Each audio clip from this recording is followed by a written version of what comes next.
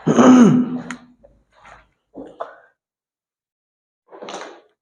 हिंद दोस्तों, कैसे हो आप लोग।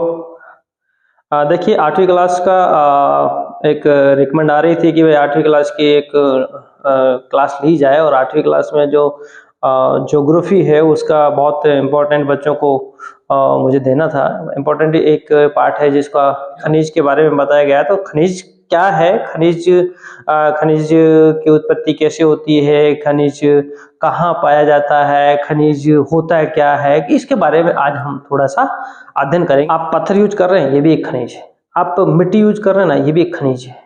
आप पत्थर या लोहा या कुछ भी, सोना चांदी लोहा धातु जितनी भी यूज कर रहे हैं ना, वो सारे के सारे खनिज है।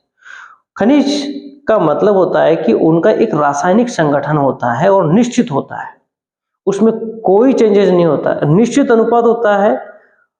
रासायनिक उसके गुण धर्म एक जैसे होते हैं, और परमाणुविक जो संरचना होती है वो भी एक जैसी होती है, उसमें कोई परिवर्तन नहीं कर सकते, हम उसे बना नहीं सकते। प्रकृति के द्वारा ही स्वतः बनाया जाता है, प्रकृति ने ही बनाया है, हम इसमें कोई हस्तक्षेप नहीं कर सकते।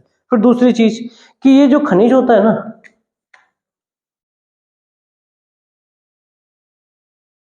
कई लोग कहते हैं कि खनिज है ना खनन प्रक्रिया से निकाला जाता है। बिल्कुल सही है। खनन प्रक्रिया, खनन का मतलब होता है खोद करके निकाले जाने वाली चीजें। और खोद करके कहां से निकाली जाती हैं? पृथ्वी के अंदर से निकाली जाती हैं। कई चीजें ऊपर भी पाई जाती हैं, जैसे ऊपर जैसे मिट्टी पाई जाती है। जैसे आपने एक घरों में जो लिपते हैं ना, लिपने के काम आती है। आप जैसे गांव में जाते हैं तो गांव में जो चूल्हा चौकी को लिपा जाता है, तो वो जो मिट्टी आती है ना, वो कहाँ से निकाली जाती है? ऊपर से निकाली जाती है, तो उसको भी हम खनन कहते हैं। एक आपने देखी होगी, जब अपन बोरिंग करवाते हैं, बोरिंग करवाने से जो सफेद सफेद मिट्टी आती है ना, लोग उसको भी यूज करते हैं। वो भी बहुत चिकनी मिट्टी होती है और उसको भी लीपने में काम लिया जाता है। तो ऐसी जो मिट्टी है ना, वो खनन के द्वारा नहीं, परवेधन की क्रिया के द्वारा होती है। परवेधन का मतलब होता है नीचे से निकाला जाता है। तो ये प्रक्रिया जो है, ये खनिज से संबंधित है। ये नीचे से निकाले जा रहे हैं, जो भी पदार्थ नीचे से निकाला जा रहा है, हमारे काम आ रहा है, वो सारे के सारे क्या हो जाता है? खनिज कहलाता है। लेकिन कुछ ऐसे तत्व होते हैं जो हमारे काम नहीं आते हैं, या यूं कहा जाए कि उसका हमारे जीवन के लिए मूल्यवान कम है, या महत्व कम हो जाता है। तो हम उसको क्या है, क्या खनिज ही कहें? नहीं कह सकते हम। खनिज के साथ साथ बहुत सारे ऐसे तत्व होते हैं जो यूजेबल नहीं होते, यानी कि हम उसको यूज नहीं करते हैं। ऐसे भी पदार्थ हमारे लिए, या यूं कहा जाए कि ऐसे भी पदार्थ आते हैं। जैसे मान लीजिए सोने के साथ में जैसे मिट्टी आ गई, तो हम सोना लेंगे ना, मिट्टी क्यों लेंगे? मिट्टी तो हमारे पास ही काफी सारी पड़ी है। समझ रहे हो ना इस बात को। दूसरी चीज है तांबा है, तांबे के साथ में बहुत सारी मिट्टियां आती हैं, बहुत सारे अन्य पदार्थ आते हैं। क्या सबको इकट्ठा कर लें हम? नहीं, ऐसा नहीं होता कि हमारे जो काम की है और जो मूल्यवान पदार्थ हैं उनको ही हम क्या करते हैं, निकालते हैं और लेते हैं, बाकी चीजों को हम नहीं लेते हैं। तो ऐसे पदार्थ जिनका रासायनिक संगठन एक जैसा हो, या निश्चित रासायनिक संगठन पाया जाता हो, उसके भौतिक गुणधर्म पाए जाते हों, और एक निश्चित क्रमबद्ध रूप से परमाणुविक संरचना पाई जाती है, उसे क्या कहते हैं? खनिज कहते हैं। समझ में आया? दो चीजें दो चीजें समझ में आनी चाहिए आपको।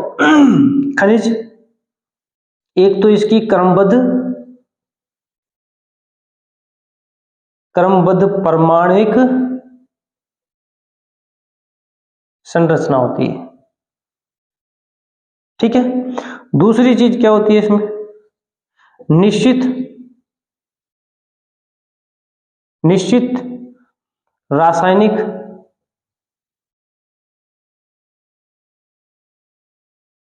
संरचना होती है, या रासायनिक संगठन होता है। तीसरा, भौतिक गुणधर्म पाए जाते हैं इसके, भौतिक गुण धर्म पाए जाते हैं। कैसे पाए जाते हैं? निश्चित पाए जाते हैं। ये कैसे होते हैं? प्राकृतिक रूप से होते हैं, प्राकृतिक रूप से होते हैं, यानी कि प्राकृतिक रूप में पाए जाते हैं। इनमें मानवीय हस्तक्षेप नहीं होता है, मानवीय हस्तक्षेप नहीं पाया जाता है। समझ में आया? दूसरी चीज, प्राकृतिक जो है ना, ये दो रूपों में पाया जाता है। एक तो होता है कार्बनिक रूप, और एक होता है अकार्बनिक रूप। तो ऐसे प्राकृतिक पदार्थ जो कार्बनिक और अकार्बनिक रूप में पाए जाते हैं, जिनकी क्रमबद्ध परमाणुिक संरचना होती है, निश्चित रासायनिक संगठन होता है और जिनके निश्चित भौतिक गुण धर्म होते हैं, उन्हें क्या कहा जाता है? खनिज कहा जाता है। समझ में आया? मैंने जो बोला कुछ समझ में आया कि खनिज किसे कहते हैं? एक नंबर का क्वेश्चन आ सकता है, बड़ी कक्षाओं में भी आ सकता है, आरएस में तो कई बार आया हुआ है कि खनिज किसे कहते हैं, और खनिज के बारे में पूछा गया है कि खनिज कहाँ पर पाया जाता है। अब देखिए दूसरी चीज, खनिज क्या है ना, मानवीय हस्तक्षेप होता नहीं है, तो मानवीय हस्तक्षेप नहीं होता तो अब ये कहीं पर भी हो सकता है, कहीं पर भी पाया जा सकता है, तो क्या इसका एक स्थान निश्चित है क्या? ये भी नहीं है, इसका निश्चित स्थान भी नहीं है, ये निश्चित स्थान पर नहीं पाया जाता। अब कहें कि जैसे मान लो ये पृथ्वी है, तो पृथ्वी के इसमें भाग में पाया जाता है, इसमें हो सकता है पाया जाए, हो सकता है इसी में पाया जाए, यहाँ नहीं पाया जाए, तो इसका कोई निश्चित स्थान नहीं होता है, निश्चित स्थान नहीं होता है। दूसरी चीज, इसकी एक दिशा भी नहीं होती, दिशा भी नहीं होती। ऐसा नहीं है कि जैसे मान लीजिए इसी दिशा में पाए जाएंगे, ऐसा नहीं है, जैसे हम कहा जाए कि इसी लाइन में पाए जाएंगे, नहीं, ऐसा नहीं। वो बिखरा हुआ एडा टेढ़ा मेढ़ा हो सकता है, कहीं पर भी हो सकता है, उसकी कोई दिशा नहीं होती। गहराई भी हम इसकी नहीं माप सकते कि इस गहराई तक पाया जाता है, बहुत गहराई तक, क्योंकि अब एक चीज यहाँ देखिए, जो ये ऊपरी भूपर्पटी है ना पृथ्वी का, ये जो भाग है जो कठोर होता है, इसको बोलते हैं भूपर्पटी। समझ में आया? भूपर्पटी कहते हैं इसको। ये होता है क्रिस्टलीय रूप होता है, मतलब कठोर होता है। दूसरी चीज, इसके जो नीचे वाला भाग होता है ना, एक तो गर्म होता है, दूसरी चीज पिघला होता है, पिघला हुआ। क्यों? क्योंकि यहाँ पर क्या होता है, ऊष्मा ज्यादा होती है अंदर। समझ में आया? पिघला हुआ रूप इसका क्या कहलाता है? मैग्मा कहलाता है, मैग्मा कहलाता है। क्या कहलाता है? मैग्मा कहलाता है। अब यहाँ पर हमने समझा खनिज किसे कहते हैं, कहाँ पर पाया जाता है, क्या मानवीय हस्तक्षेप हो सकता है, नहीं हो सकता है, क्या भूपर्पटी पे पाया जा सकता है या नहीं पाया जा सकता। भूपर्पटी पाया जाता है और अंदर भी पाया जाता है, दोनों भागों में पाया जाता है। अब यहाँ एक चीज और देखने की कि भूपर्पटी जो है ना, वो खनिज पदार्थों से मिलकर बनी होती है। कौन सी? ये भूपर्पटी। लिख दूं क्या? यहाँ पर लिख देता हूँ ना, लिख दूं, यही लिख देता हूं। भूपर्पटी जो है ना, लगभग 98% कुल 8 तत्व हैं, उनसे मिलके बनी होती है। कितने तत्व हैं? 8 तत्व। कौन कौन से हैं? Oxygen, silica, silica, oxygen, silica, इसके अलावा देखिए एल्युमिनियम, इसके अलावा एल्युमिनियम आ गया, और कौन सा आ गया? एल्युमिनियम, लोहा, कैल्शियम,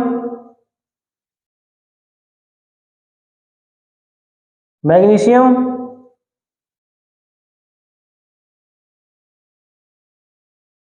हाँ, सोडियम, 7, और एक और बच गया पोटेशियम। ये तो हो गए 8 तत्व। फिर इसके अलावा कुछ अन्य महत्वपूर्ण तत्व होते हैं, जैसे टाइटेनियम, टाइटेनियम, ठीक है, हाइड्रोजन, हाइड्रोजन हो जाता है, जैसे हाइड्रोजन के अलावा फास्फोरस हो गया,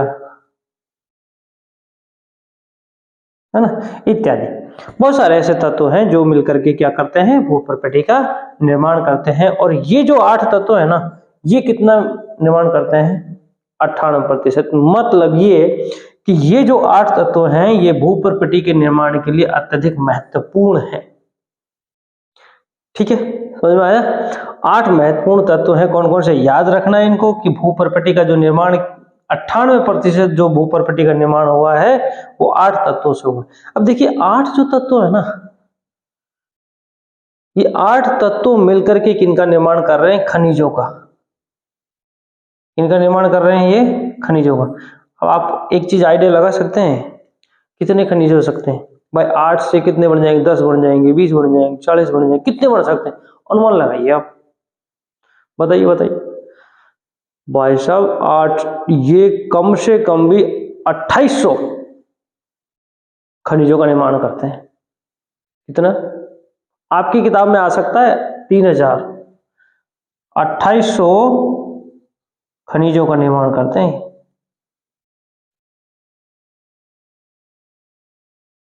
कितने खनिजों का?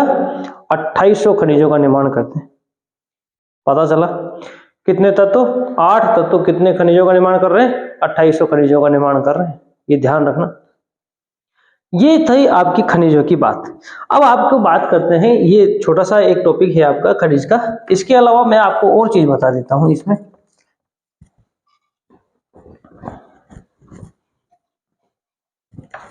खनिजों के प्रकार क्या है?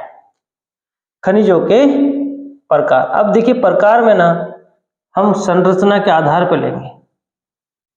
संरचना के आधार पर कि खनिज है ना, संरचना के आधार पर कितने प्रकारों में होता है। तो खनिज जो संरचना के आधार पर 2 भागों में बांटा जाता है इसको, धात्विक और अधात्विक। अधात्विक, धात्विक वे खनिज होते हैं जिसमें धातु के गुण पाए जाते हैं। सबको पता है, इजी है, सबको पता है धातु के कौन कौन से। चमकीला होता है, पारदर्शी होता है, विद्युत का सुचालक होता है, ठीक है ना, आघात वर्धे होता है। ये सारे के सारे गुण इसमें पाए जाते हैं। पीटने पर बोला चपटा हो जाता है, पतला हो जाता है, खींचने पर तार जैसा हो जाता है। तो ये तन्यता जैसे गुण पाए जाते हैं। अधात्विक गुण हो जाते हैं जिसमें धातु के गुण नहीं पाए जाते हैं। धातु के गुण नहीं पाए जाते हैं, ऐसे पदार्थों को क्या कहा जाता है? अधात्विक कहा जाता है। देखिए एक दो का आप उदाहरण भी दे सकते हैं, जैसे लोहा है ना, मैग्नीज है इत्यादि। इसमें आप दे सकते हैं जैसे चूना पत्थर है, ठीक है, अभ्रक है, सिलिका है इत्यादि, इसमें दे सकते हो आप। अब ये जो धात्विक है ना, इसको हम 2 भागों में बांटते हैं, लोहा और अलोहा में।